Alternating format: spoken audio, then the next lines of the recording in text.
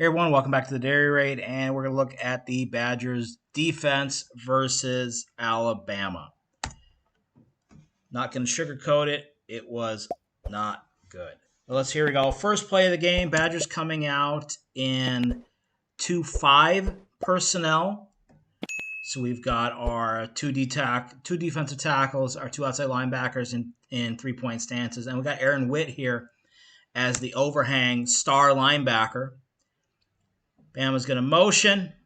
Going to run a little off tackle with a center pull.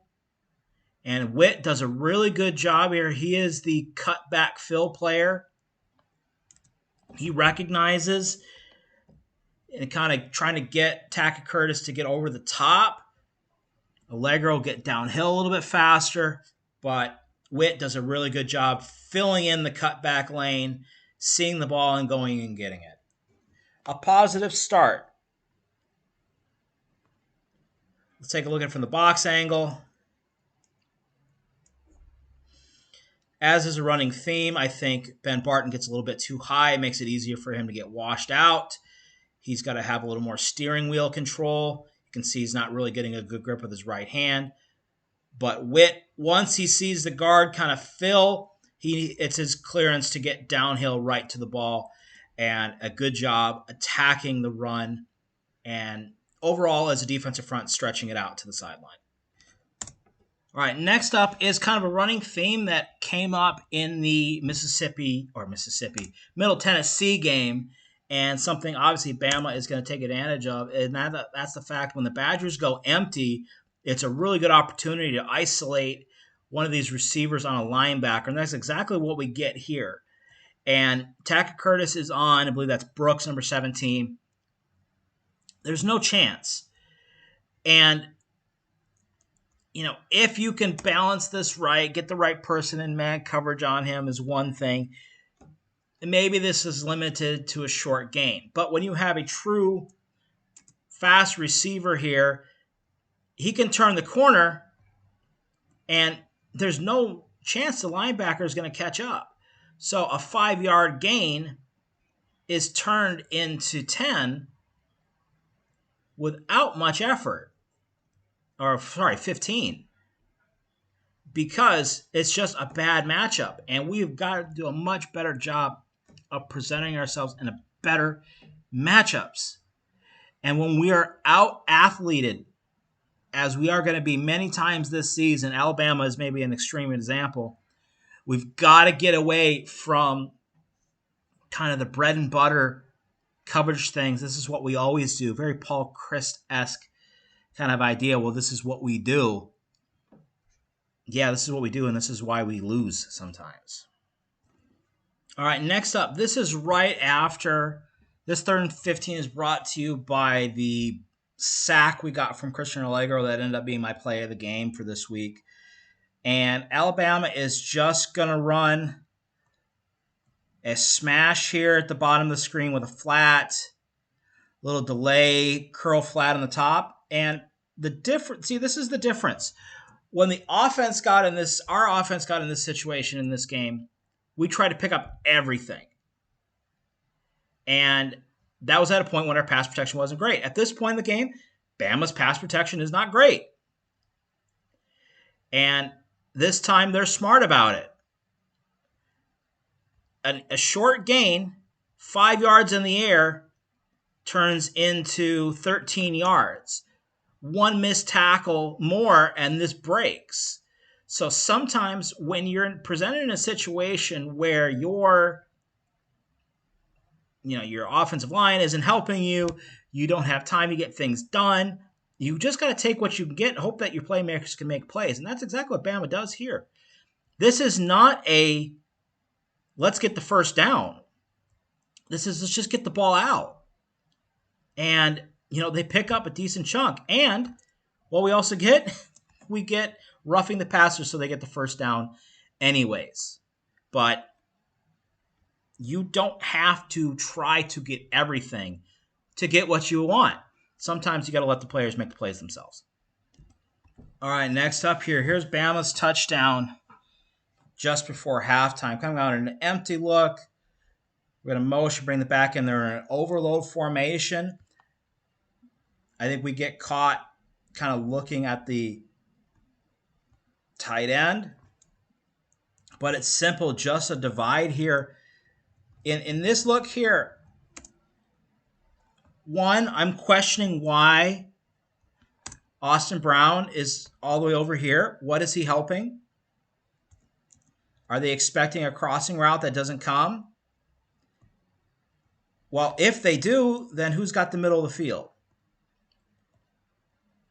You know, that's one problem. Also, too, I mean, God love Rico. I mean, by Wisconsin standards, he is an elite corner. But he's on his heels, and he flips his hips way too early. Way too early. And Simpson just puts the ball up in a high spot and let your bigger, stronger, faster, just more dominant receiver go up and get it. Okay, so first, we need help over the middle on this. I don't know why there isn't help there. But two, yeah, Rico has just got to be better. He's got to be elite by the rest of the country standards, not just Wisconsin standards.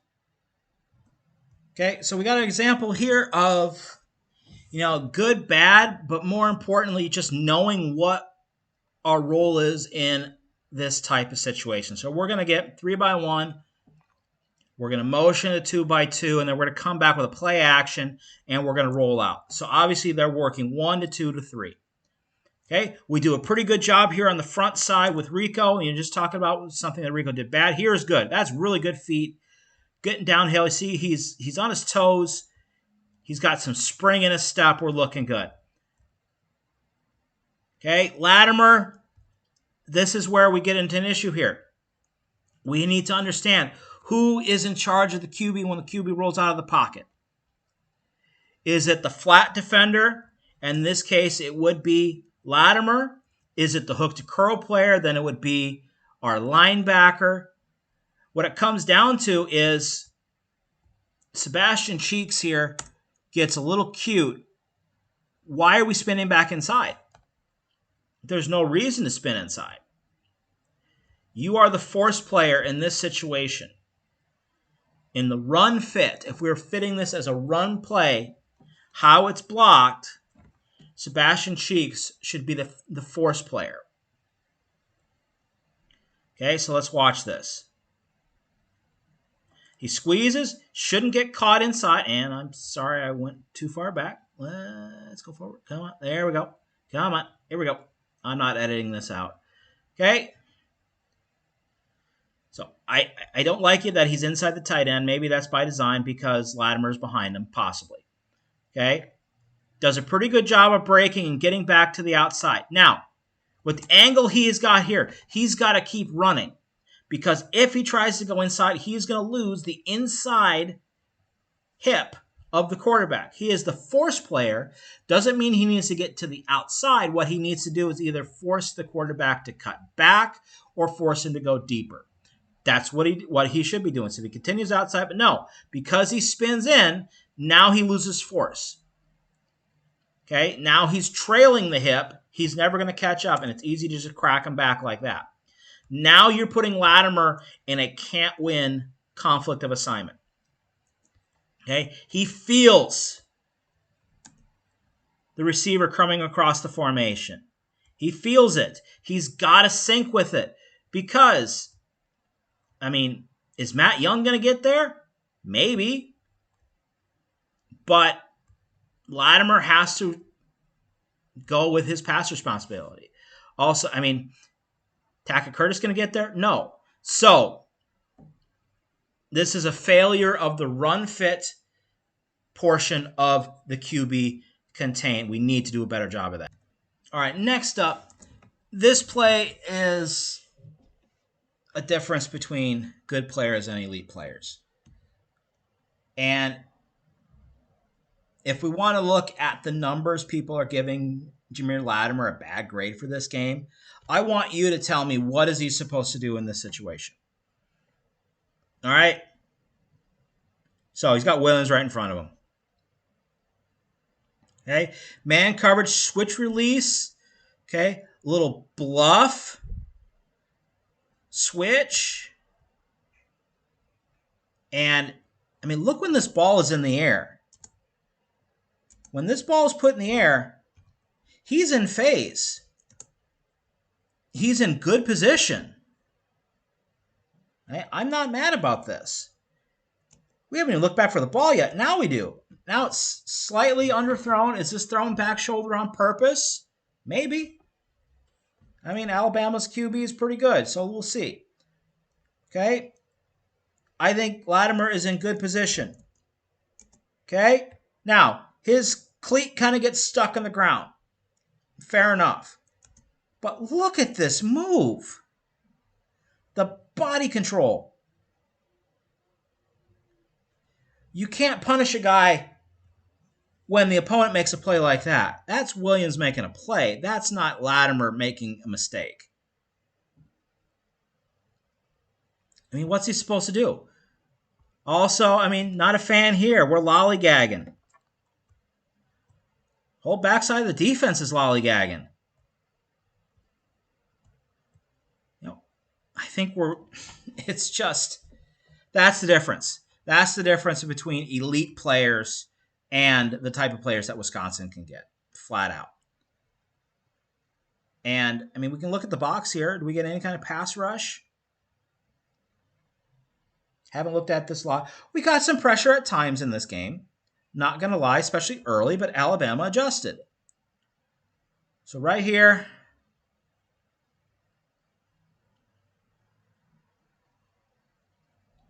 okay, Darrell Peterson gets swallowed up. Barton shouldn't be in pass rush situations. Yeah. I mean, he's got all day to throw to find where this ball is going to be open. He wanted to go to Williams all the way. All the way. He knows this is where he wants to go. Puts it in just a fantastic spot. And the playmaker did the rest. All right, so we still have to highlight a couple good plays here in the passing game. So in the situation here, this is late in the game. 3rd and 2, Badgers are in cover 6, which is quarter, half.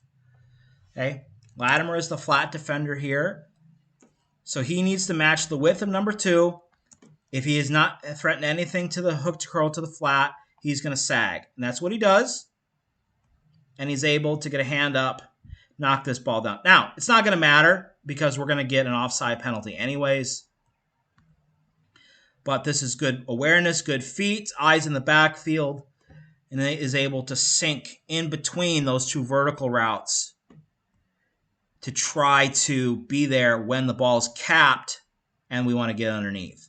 That's good timing, and that's not a play, not a bad play by Jamil Latimer. All right, last play we're going to talk about here. Again, we've seen it all by this point.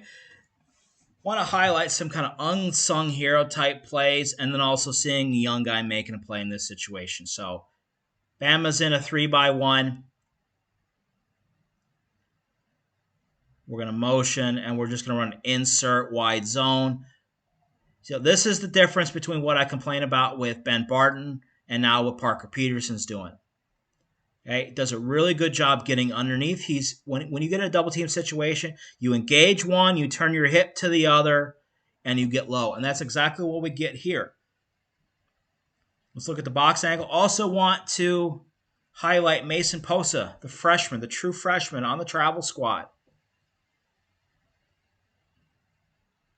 Take a look here.